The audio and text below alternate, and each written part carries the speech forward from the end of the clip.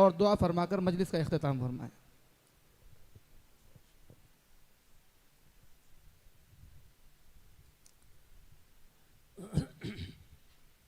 الحمد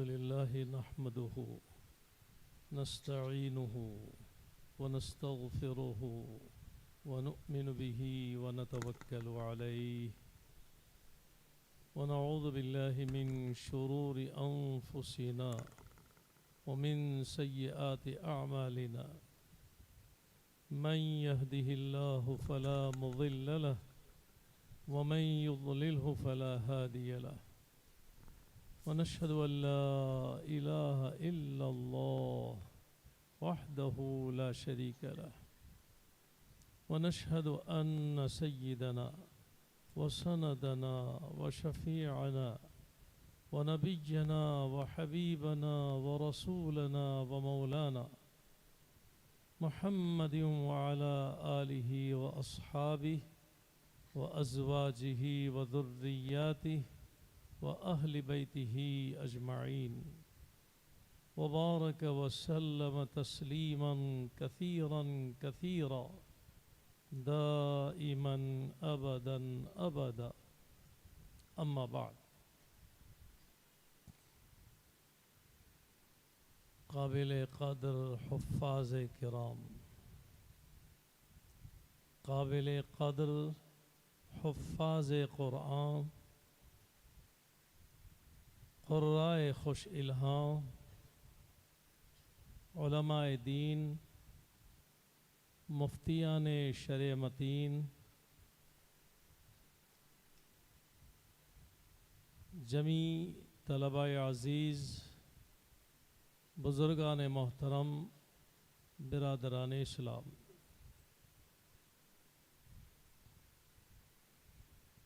کوکن کے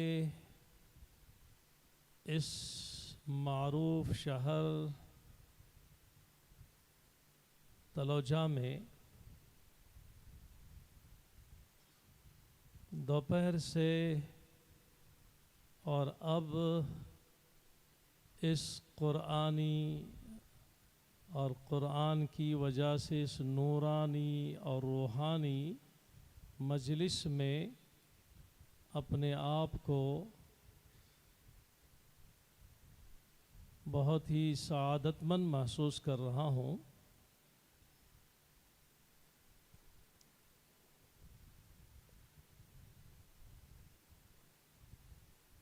اس بستی کو اللہ نے گوناگوں دین دنیا کی خصوصیات سے نوازا ہے۔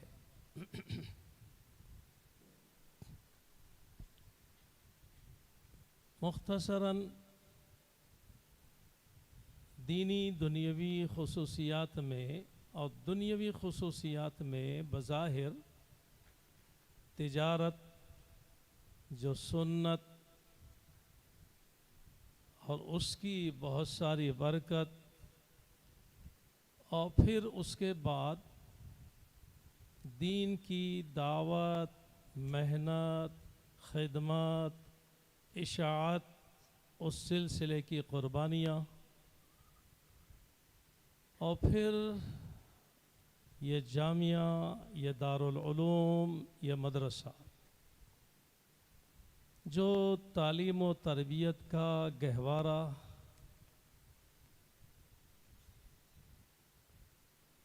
اور اسی کے ساتھ اہل اللہ سے، خانقاہی نظام سے نسبت اور تعلق رکھ کر افراد کا اپنی باطنی روحانی تزکیے اور ترقی کی فکر کرنا، یہ بہت ساری خصوصیات بیک وقت اس بستی، اس شہر کو حاصل ہے، اور جہاں دعوت اور پھر وہ بھی علم کے سائے میں، علم کی رہنمائی میں، مدرسے اور علم و عمل کی نگرانی میں، اور اس کے ساتھ پھر جو ہے خانقاہی نظام اور نسبت، تو پھر تو سونے پہ سہاگا، اور پھر جو کام ہوتا ہے اور ہو رہا ہے اور ہوگا اس کی بات ہی کچھ اور ہوگی، اس کی مثالیں کم ہوں گی۔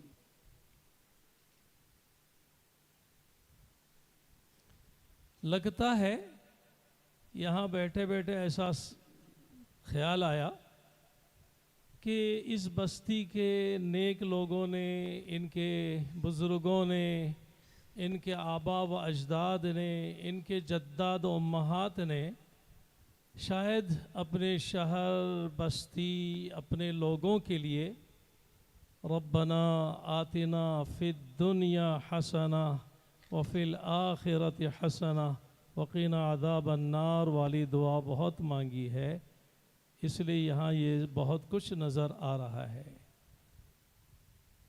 کہ دنیا کی بھلائی بھی دے، صاف ستھری دنیا دے، حق حلال اور پاکیزہ دنیا بھی دے، اور آخرت بھی اچھی ہو، تیرے آگ و عذاب اور جو ہے تیرے آگ سے، تیرے عذاب سے، تیرے جہنم سے حفاظت بھی ہو۔ بڑی چیزیں ہیں یہ، لیکن بزرگوں یہ جو چیزیں آتی ہیں، ماحول جو بنتا ہے وہ ویسے ہی نہیں، بلکہ ہمیں پیچھے دیکھنا پڑے گا اور دیکھتے رہنا پڑے گا، اپنے اسلاف کی تاریخ، قربانیوں کو یاد کرتے رہنا پڑے گا۔ یہاں پر بھی یہ جو آپ کو باغ و بہار نظر آ رہی ہے، اس میں بھی کوکن کی ایک نہایت ہی وجیح اور شکیل اور بزرگ شخصیت حضرت مولانا سید عبدالرزاق صاحب رحمۃ اللہ علیہ کی طویل خدمات کے اثرات، برکات، اور آج بھی اس کی نورانیت یہاں موجود ہے۔ حضرت مولانا میندری سے تعلق رکھتے تھے، یہاں ایک عرصے تک امامت کی ہے۔ مولانا یہاں تشریف لانے سے پہلے جہاں سے تشریف لائے وہاں ان کے ساتھ ایک بہت بڑا حادثہ پیش آیا، اور جو میدان میں رہتا ہے، کام کرتا ہے، جب تک میدان میں رہتا ہے اس کے ساتھ حالات، حادثات اور یہ فتنے اور سازشیں اور شرارتیں اور سیاستیں ہوتی رہتی ہیں۔ مولانا یہاں تشریف لائے اور دعوت و تبلیغ کے کام کی بنیاد مولانا کی ہے، اور ایسی مضبوط بنیاد ڈالی اور ایسا مضبوط کام کیا کہ آج اس بستی کی مثال پیش کی جاتی ہے دعوت کے سلسلے میں۔ یہاں مولانا میرے پڑھنے کے زمانے میں نے دیکھا، مولانا یہاں سے ہمارے امتحان کے لیے تشریف لاتے تھے، تو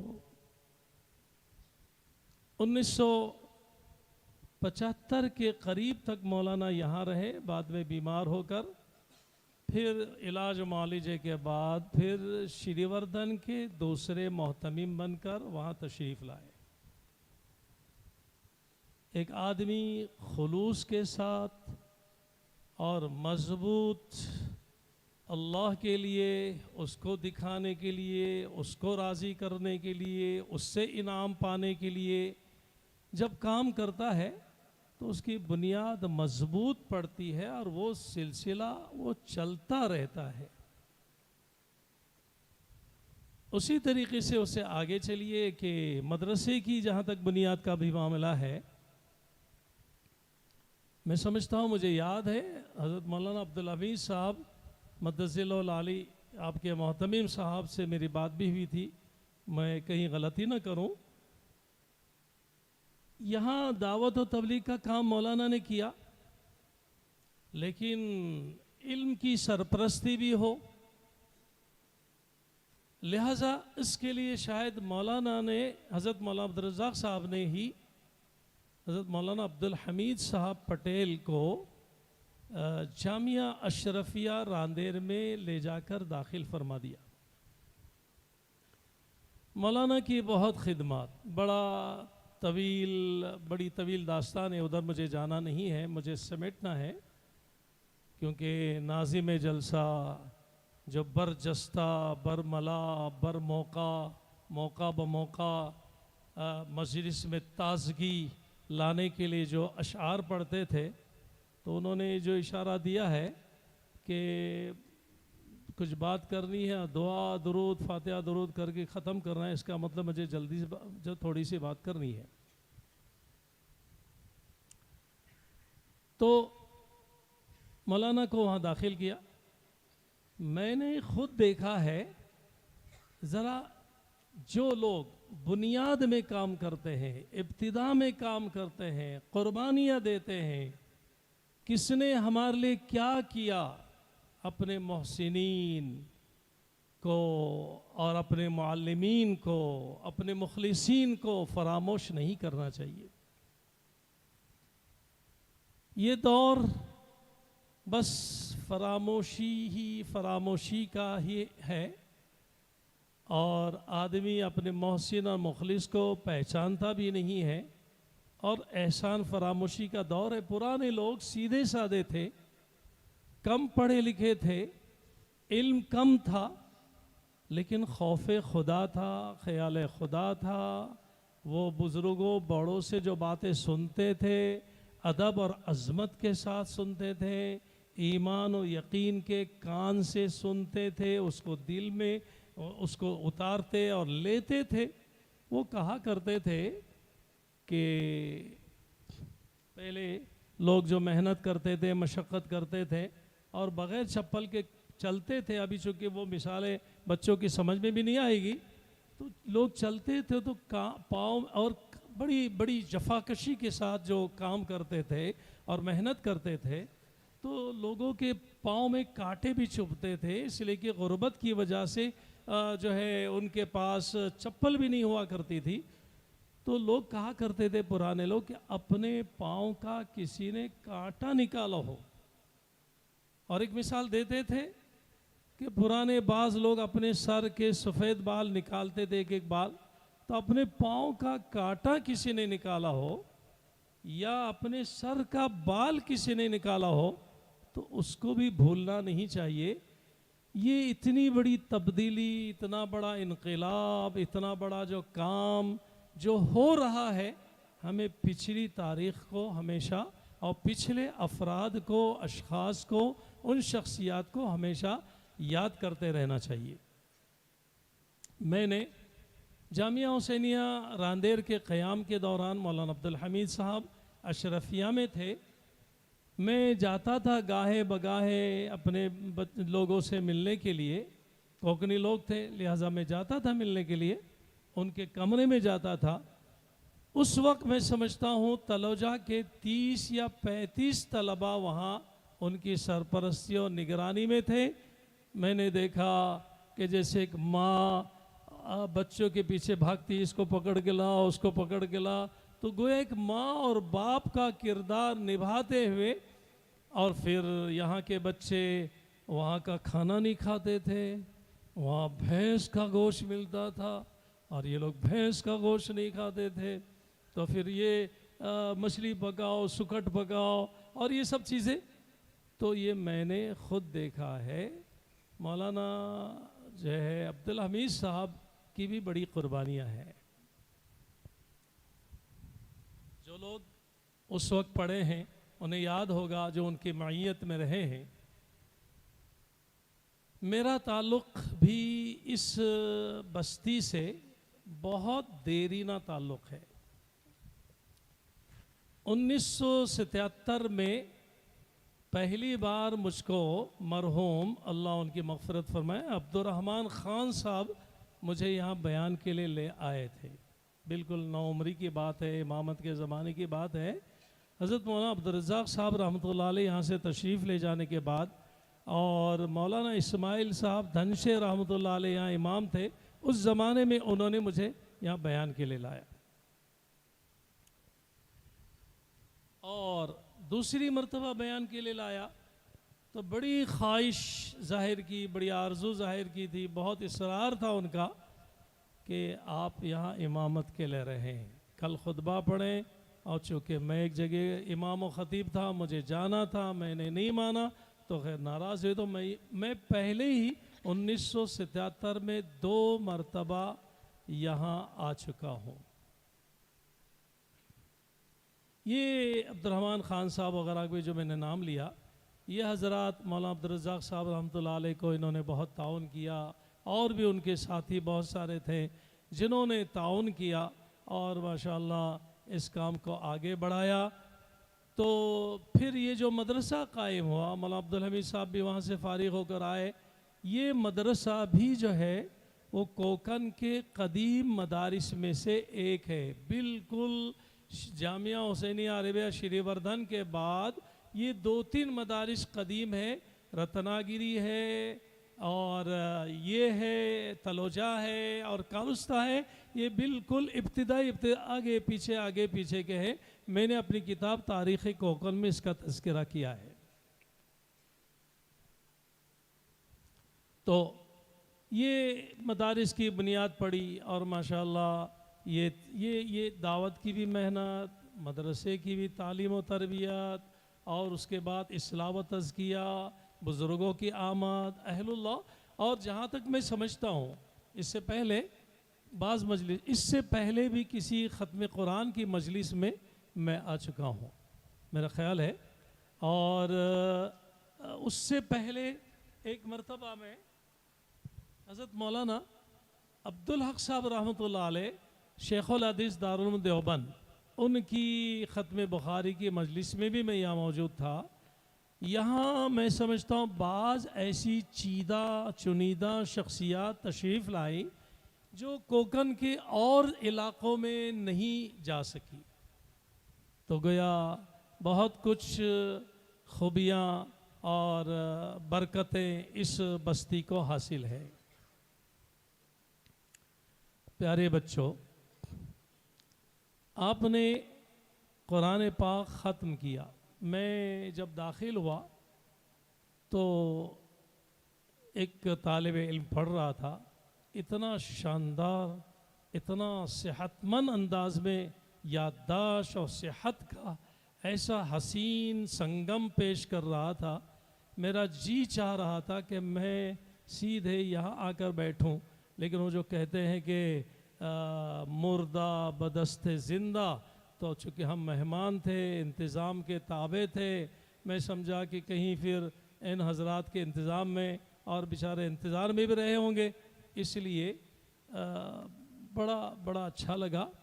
آپ کا میں نے ابتدا بھی سنی, پھر 1-2 بچوں کا سنا, اور پھر مجھے ماشاءاللہ حجرہ شریف بھی ایسی جگہ دیا گیا کہ آپ کا پورا مسابقہ میں پورا اندر سے سنتا رہا. اس کے بعد تھوڑا سا آرام ملا تو ماشاءاللہ بچوں نے 19-20 کا فرق ادھر ادھر ہوتا ہے, لیکن عمومی طور پر بچوں نے بہترین مظاہرہ کیا.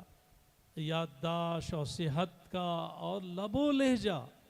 بعض مرتبہ بعض طلبہ جو ہے وہ خشک انداز میں پڑھتے ہیں, خشک تلاوت کرتے ہیں, لیکن یہاں لب و لہجے کی بھی اچھی کوشش تھی اور اس کے ساتھ جو ہے یادداشت اور صحت. تو یہ بہت ہی اچھا لگا اور بڑی خوشی ہوئی اس مجلس کو دیکھ کر کے. یاد رکھیے, یہ آپ کے لائق و فائق اور قابل قدر و قابل احترام اساتذہ کرام کی محنتوں کا نتیجہ ہے. آپ کے اندر اچھی آواز, اچھے الفاظ کی صلاحیت، لب و لہجے کی قوت، یہ ساری چیزیں قدرت نے آپ کے اندر چھپا رکھی تھی، لیکن اساتذہ کرام کی محنت نے ان چھپی ہوئی صلاحیتوں کو باہر نکالا۔ انسان قدرت کا ایک چھپا ہوا خزانہ ہے، مشکلات کی ٹھوکریں اور جو مشکلات کا جو دباؤ پڑتا ہے اس کی برکت سے، اس کی وجہ سے جو ہے وہ صلاحیتیں نکھر کر باہر آتی ہے۔ استاد سنگ تراش ہے، وہ کیڑے کو گویا ہیرا بناتا ہے، وہ پتھر کو موتی بناتا ہے۔ لہذا طلبہ عزیز یاد رکھیے، ویسے تو دنیا میں درجہ بدرجہ بہت سارے رشتے قابل تعظیم ہیں، لیکن کبھی بھی سب کا احترام کرنا ہے، اخلاق آداب کا مظاہرہ کرنا ہے سب کے ساتھ درجہ بدرجہ۔ لیکن اللہ رسول کے بعد دو شخصیات، دو ہستیاں ایسی ہیں کہ ان کو کبھی ستانا دکھانا نہیں چاہیے۔ ایک تو والدین ہیں اور دوسرے اساتذہ کرام ہیں۔ والدین تو والدین ہیں، اساتذہ تو اساتذہ ہیں۔ بعض ائمہ اور بعض بزرگوں کا کہنا یہ ہے کہ بعض اسلاف نے یہ لکھا ہے اور کہا ہے اپنے اقوال میں، اقوال سلف و خلف میں آپ دیکھیں گے کہ انہوں نے یہ فرمایا کہ بعضوں کا قول کہ میرے نزدیک استاد کا مقام والدین سے بہتر اور بڑھ کر اس لیے والدین نے دنیا دکھائی اور استاد نے دین اور آپ کی آخرت درست کی۔ تاریخ شاہد ہے کہ ایسے گمنام طلباء، ایسے غریب شریف طلباء جن کی بظاہر لوگوں کی نگاہ میں کوئی حیثیت نہیں تھی، کوئی گنتا سنتا اور مانتا نہیں تھا، ایسے طلباء جو نہ مدرسے کے ذمہ داروں تک ان کی رسائی، سوچ پہنچ اور نہ ان سے ان کا کوئی رشتہ تعلق، نہ وہ مالدار، نہ بظاہر کوئی خاص شکل و صورت رنگ و روپ، لیکن انہوں نے اپنے اساتذہ کرام کا دل و جان سے احترام اور قدر کی۔ اس کی وجہ سے اللہ نے ان کو ایسا نوازا کہ بعض ان کے آگے پیچھے کے ساتھی انگشت بدنداں رہتے ہیں ان کو دیکھ کر کہ ارے یہ ایسا کیسے بول رہا ہے، یہ ایسا کیسا لکھ رہا ہے، اس کے اندر یہ کہاں سے آیا، یہ صلاحیت بولنے کی، لکھنے کی، پڑھنے کی، سمجھنے کی، یہ سب کہاں سے آیا؟ اساتذہ کرام کی برکت سے۔ اور میں دیکھ رہا ہوں الحمدللہ یہاں لائق اور قابل اساتذہ کرام کا ایک عملہ جمع ہوا ہے،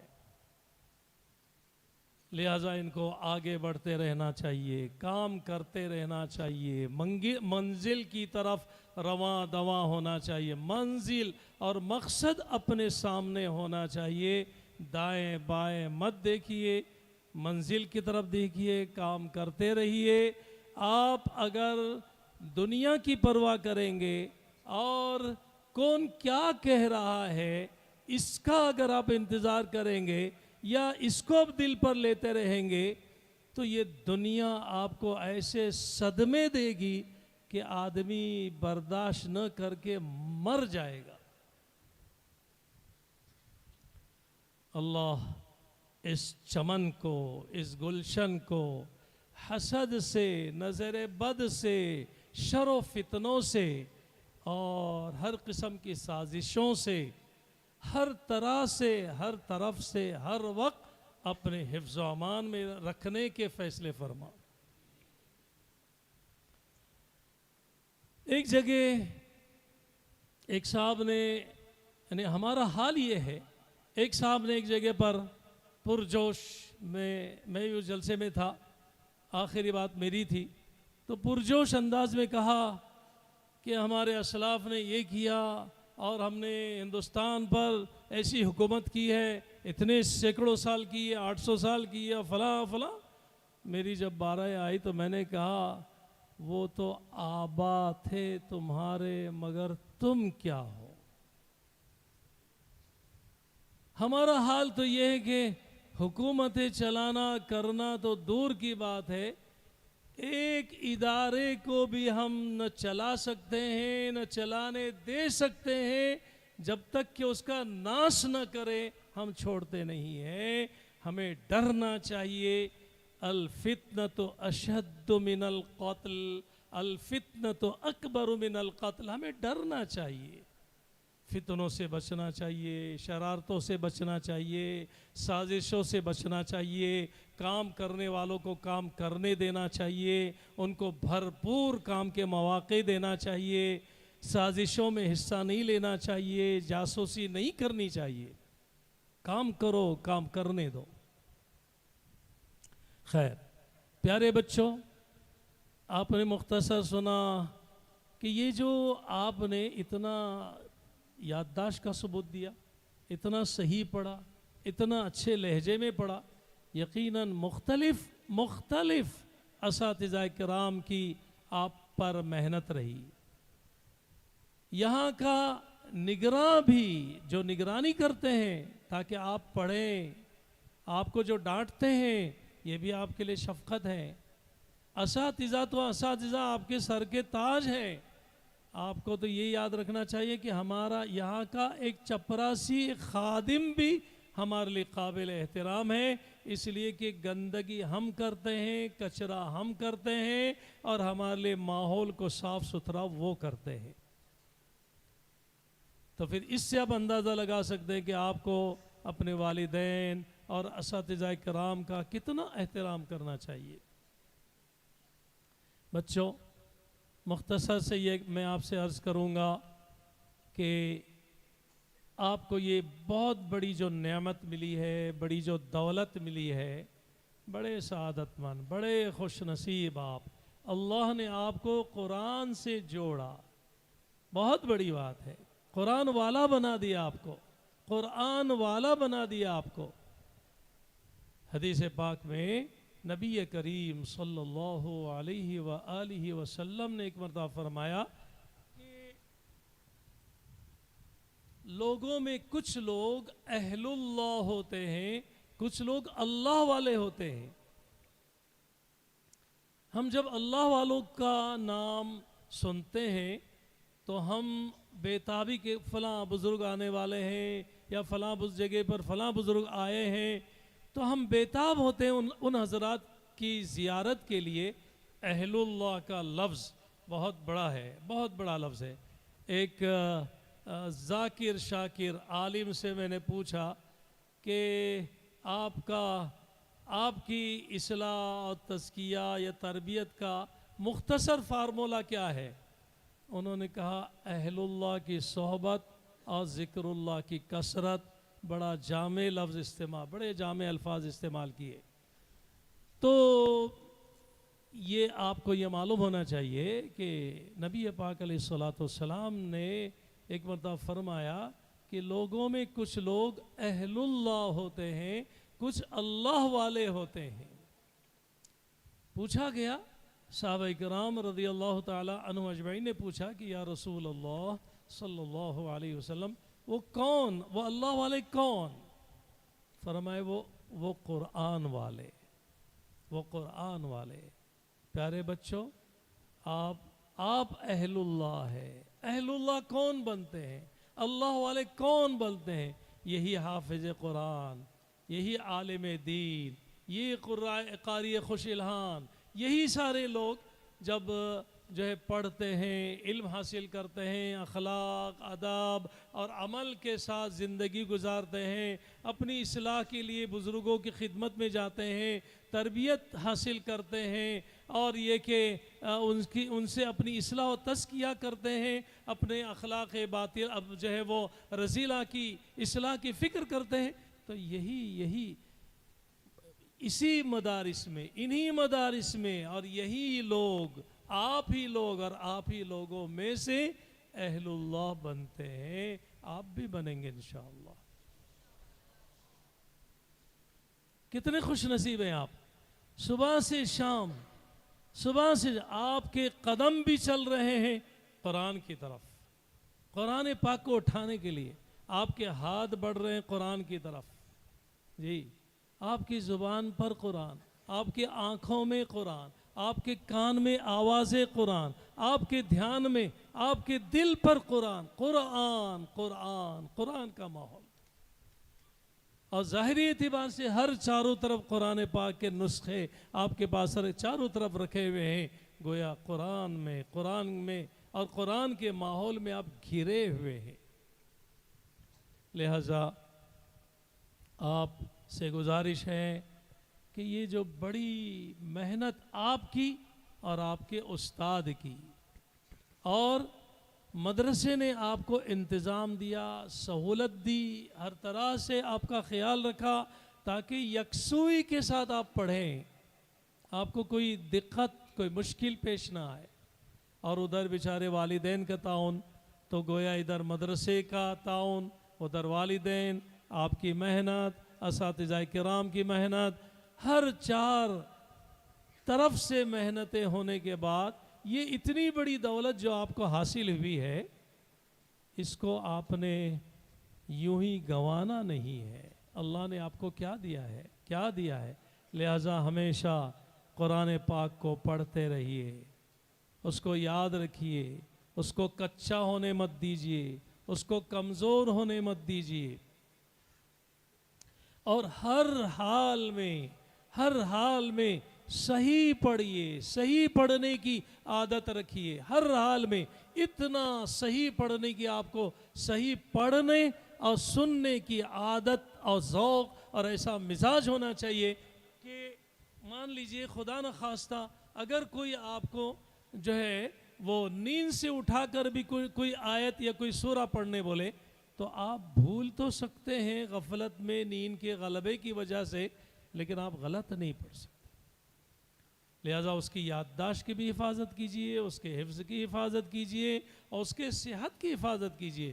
اور اچھی آواز میں، جو اللہ نے آپ کو آواز دی ہے، ہر ایک کی آواز ایک جیسی نہیں ہوتی، اللہ نے مختلف آواز دی ہے. لہذا جو آواز جس کو جیسی ملی ہے اس کو مناسب اور اچھے لہجے میں ڈھال کر اللہ کا کلام اچھی آواز میں آپ پڑھتے رہیے. صحت میں، یادداشت میں، لب و لہجے میں کمزوری آنے مت دیجیے. اور اس کے بعد آپ عالمیت میں داخلہ لیجئے. آپ پڑھیے، عالم بنیے. یہ جو قرآن کا جو معاملہ ہے کہ اہل اللہ قرآن والے، اہل قرآن اہل اللہ ہے، یہ صرف حفظ تک کے لیے نہیں ہے، بلکہ قرآن سارے علوم و فنون، فقہ و تفسیر اور دیگر جو چیزیں حدیث وغیرہ، یہ قرآن کے گرد گردش کرتے ہیں. لہذا یہ سارے علوم و فنون کو حاصل کرنے والوں کے لیے بشارت ہے کہ وہ اہل اللہ میں ان کا شمار ہے. لہذا ان سب چیزوں کے ساتھ آپ عالم بھی بنیے، اور اس کے ساتھ ساتھ آپ دنیاوی بھی ماشاءاللہ ابھی مدارس میں بھی بعض مدارس نے اسکول کا پرمیشن لیا اور اسکول اور مدرسے دونوں نظام چلا رہے ہیں. بعض اس مدرسہ ہے اور مدرسے سے بچوں کو اسکول میں بھیجا جاتا ہے، یہ نظام چل رہا ہے. اصل میں ہمارا حال یہ ہے کہ دنیا سب کچھ کر گزرنے کے بعد اور دنیا میدان مارنے کے بعد پھر ہم کو اخیر میں سمجھ میں آتا ہے کہ ہاں صحیح ہے، ایسا کرنا چاہیے تھا ہم کو. آپ کو ایک بات بتا دوں کہ حضرت مولانا سید عبد المعین صاحب رحمۃ اللہ علیہ نے ہمارے پڑھنے کے زمانے میں 1970 میں مدرسے کے اندر یہ اسکول کا نظام قائم کیا تھا، اور وہ چاہتے تھے کہ دو نظام ایک ساتھ چلے جیسے آج ہم چلا رہے ہیں. کاش. لیکن یاد رکھیے، کام کرنا اصل اور بہت مشکل کام ہے، اور مخالفت سب سے آسان. لہذا جن سے کام نہیں ہوتا وہ آسان کام کو اختیار کرتے ہیں، مخالفت کرتے ہیں. اس وقت کچھ لوگوں نے مخالفت کی، ان کی سمجھ میں نہیں آیا. وہ یہ سمجھے کہ ایک تو مدرسہ تھا نہیں، بیچارے مخلص بھی رہے ہوں گے، تو ایک تو کوکن میں مدرسہ تھا نہیں، اور اب جو مدرسہ ہو گیا تو اب مولانا اس کو کالج بنانا چاہ رہے ہیں. مخالفت کی، مولانا کا بھی دل ٹوٹا، محنت کی. وہ 68 میں تشریف لائے، اور مدرسے کو ترقی دیتے دیتے وہ مرد قلندر نے عربی پنجم تک مدرسے کو پہنچا دیا، اور بادل ناخواستہ پھر جو ہے 1973 میں وہاں سے وہ نکل گئے. بزرگوں، بیچ میں ایک بات یاد آئی. بچوں یاد رکھو، یہ جو میں نے مولانا عبد الحمید صاحب کا، مولانا عبد الرزاق صاحب کا جو تذکرہ کیا ہے، یہ ان حضرات نے جو کام کیا ہے نا، وہ ناقدری کے لوگ جانتے نہیں تھے. مولانا کیا ہے، مولوی صاحب کیا ہوتے ہیں، حافظ صاحب کس کو بولتے ہیں. مجھے یاد ہے میں جب چونکہ دیہات کا پڑھنے کے لیے گیا، اور بمبئی میں لوگ جو آفس میں کام کرتے تھے، تو انہوں نے حافظ تو سنا نہیں تھا، آفس سنا تھا. تو مجھے آواز جب دیتے تو بولتے تھے او آفس صاحب، ماشاءاللہ. اور مولانا کا نام بھی کوکن میں نہیں تھا. ایک نام دو ذریعے سے ہوتا تھا. وہ یہ کہ ایک لنگی آتی تھی، مولانا لنگی، اس کی وجہ سے مولانا کا نام. اور ایک تو بمبئی میں رہ کر مولانا لوگوں کے واز سن کر جو گاؤں میں آ کے ذرا سا داڑھی ٹوپی رکھے اور نماز پڑھنے لگے، وہ مولانا ہو جاتا تھا. ان بزرگوں نے جو کام کیا ہے وہ ناقدری کے دور میں کیا ہے. کوئی قدر نہیں تھی، قدر لوگ جانتے بھی نہیں تھے. جب عالم علماء کون کیا یہی جب لوگ نہیں جانتے تھے تو ان بیچاروں کی قدر کیا جانیں گے. میں آپ کو ایک واقعہ حضرت مولانا سید عبد المعین صاحب رحمۃ اللہ علیہ کے میں ایک مثال کے طور پر آپ کو میں بتا رہا ہوں. آج میں آیا، اب ان حضرات نے، ان بزرگوں نے جو مجھے مدعو کیا، گاڑی بھیجی، میں گاڑی سے آیا. اس وقت کیسا ہوا، ایک مرتبہ میرے پڑھنے کے زمانے میں وہ والوٹ نامی ایک بستی ہے شری وردھن کے قریب، وہاں عید میلاد پر 12 ربیع الاول کے دن عصر کے بعد کچھ بیان کرنا تھا. مولانا کو دعوت دی گئی تھی. مولانا نے مجھے نعت پڑھنے کے لیے ساتھ میں لیا. جنگر محلے سے پیدل، کوئی لینے وینے نہیں آئے. کوکنے میں جس کو مانگاری بولتے ہیں نا، ہمیں کیونکہ مانگاری کوئی لینے نہیں آیا تھا کہ آگے پیچھے لوگ چل رہے ہوں، نہیں، ایسا کچھ نہیں تھا. میں اور مولانا مجھے ساتھ میں لیا، اور مدرسے سے کافی دور بس اسٹیشن جو تھا وہاں ہم لوگ پیدل گئے. دیر تک انتظار کیا، اور پھر جیسے تیسے والوٹ پہنچے، اور پھر عصر کی نماز سے پہلے پہنچے. پھر عصر کی نماز کا انتظار کیا. عصر کی نماز کے بعد مولانا نے بیان کیا، اور بیان کے بعد سلام دعا کر کے جو ہے خود ہی بس اسٹیشن پر آئے، نہ کوئی پہنچانے کے لیے ہے، اور اسی طرح پھر اسی طریقے سے مدرسے پہنچے. تو یہ جو پہلے لوگوں نے جو کام کیا ہے نا، وہ ناقدری کے باوجود، ناقدری کے عالم میں، ناقدری کے حالات میں، اور قدردانی کا انتظار بھی نہیں کیا. آپ کو اپنی زندگی میں کبھی یہ بولنا نہیں چاہیے کہ لوگ ہماری قدر نہیں کرتے. آپ اپنے آپ کو قابل قدر بنائیے. آپ اتنے ہلکے الفاظ لوگ زبان سے کیوں نکالیں گے، اور کیسے نکال سکتے ہیں کہ لوگ ہماری قدر نہیں کرتے؟ آپ لوگوں سے قدر کیوں مانگتے ہیں؟ آپ کے پاس اللہ نے قرآن دیا ہے، حدیث دیا ہے، کیا دیا، کتنی سب سے بڑی دولت، سب سے بڑی نعمت اللہ نے آپ کو دی ہے.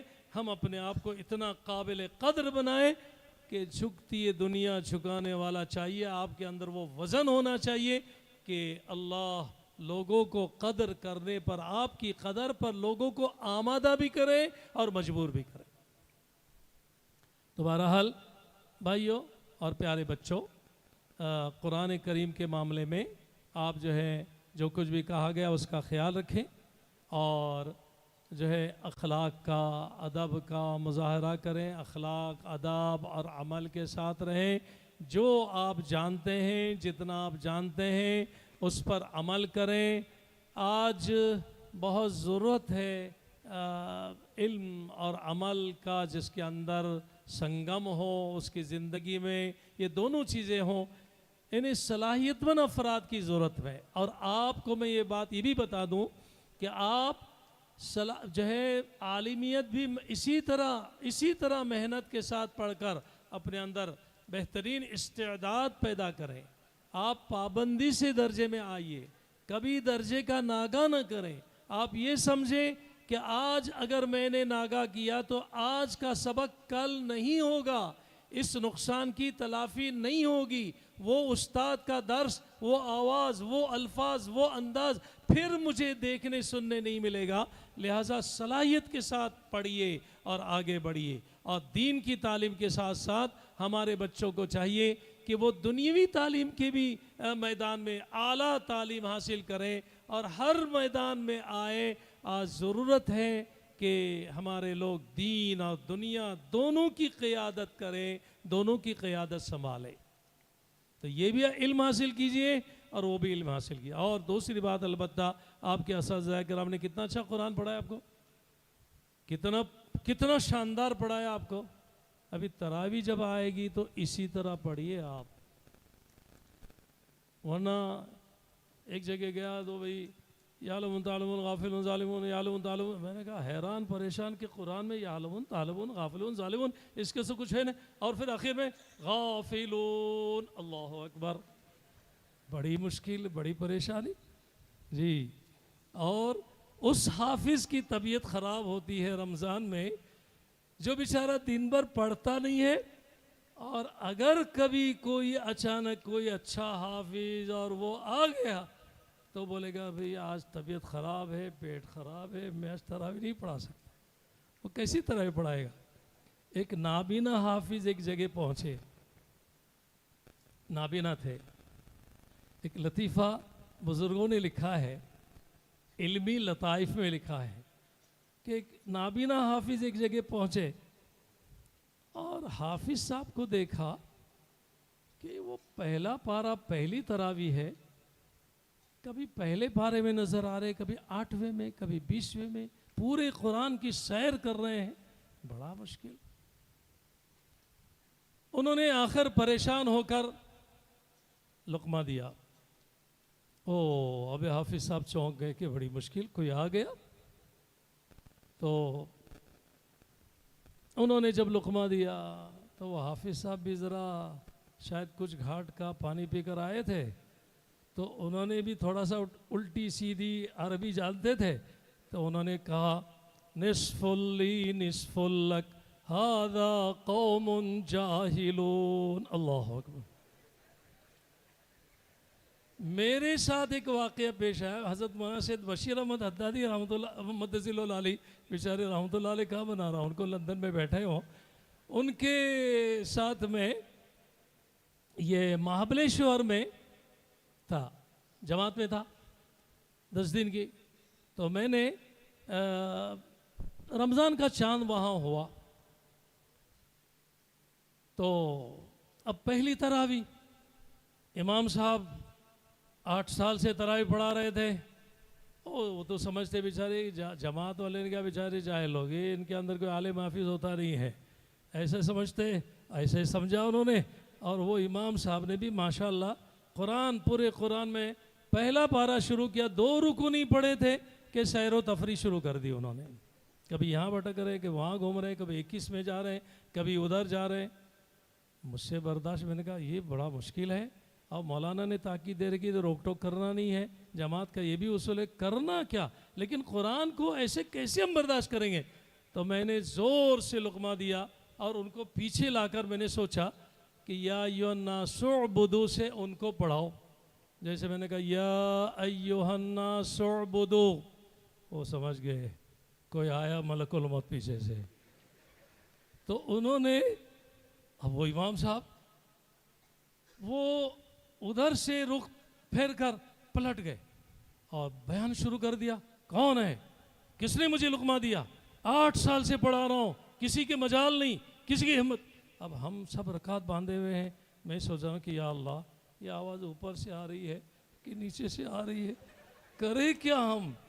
آخر سمجھ میں آیا کہ گرج رہے، برس رہے مولانا صاحب، امام صاحب. پھر میں نے رکعت توڑی اور میں نے زور سے قرآن شریف لیا اور زور سے کہا مولانا آپ نے یہ سب چھوڑ دیا. تو وہ سمجھ گئے کوئی ہے، فوراً پلٹ گئے، اللہ اکبر، رکعت شروع کر. اور پھر سلام پھیرنے کے بعد ان کی خبر لے ڈالی لوگوں نے اچھی خاصی، اور کہا کہ ان کو چھٹی، بھائی چھٹی مت کرو، نہیں تو ہم کو یہاں امام بننا پڑے گا، ہم تو مہمان آئے ہیں. تو خیر پیارے بچوں، تراویح جب آپ پڑھائیں گے، ایسی اتنے اچھے بچے جب تراویح پڑھائیں گے، ہر مسجد میں لوگوں کو لگے کہ یہاں تراویح پڑھوں کہ وہاں پڑھوں، اس مسجد میں جاؤں کہ اس مسجد میں جاؤں. یہاں کیا حافظ صاحب کیا دونوں بچے تراویح پڑھا رہے ہیں، وہاں کیا قرآن پڑھا رہے ہیں. یعنی آپ کی مثال دی جاتی رہے. آج عربوں میں جو کچھ بھی خرابیاں ہیں، لیکن ایک بات ہے، مسجد عالی شان بنا رہے ہیں، آج بھی اچھا قرآن پڑھنے سننے کے عادی اور شوقین ہیں، اور بڑے بکثرت جو ہے تلاوت کر رہے ہیں. تو بہرحال میری گزارش آپ حضرات سے کہ یہ جو آپ نے دولت حاصل کی ہے، آپ یاد رکھیے، آپ نے یہ جو نعمت حاصل کی ہے، آپ یاد رکھیے اللہ نے آپ کو کیا دیا ہے. آپ جانتے ہیں، بار بار سنتے ہیں کہ پڑھتا جا اور جنت کے درجات چڑھتا جا.